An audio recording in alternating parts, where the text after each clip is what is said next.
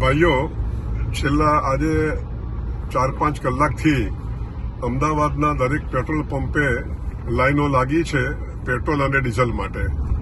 ખરેખર આ અફવા છે અને આ પેટ્રોલ અને ડીઝલના સપ્લાયમાં સરકાર તરફથી કે ઓઇલ કંપની તરફથી કોઈ તકલીફ નથી અને જોઈએ એટલું પેટ્રોલ ડીઝલ મળે છે.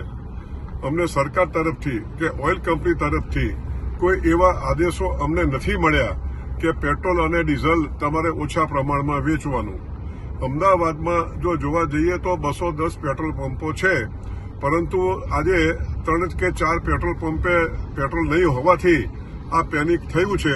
માટે હું પ્રજાને વિનંતી કરું છું કે આવી કોઈ અફવાઓ માનશો નહીં અને આપને જોઈએ એટલું પેટ્રોલ અને ડીઝલ મળવાનું છે.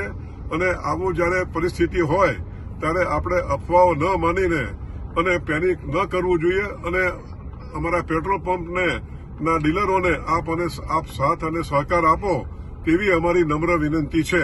આભાર.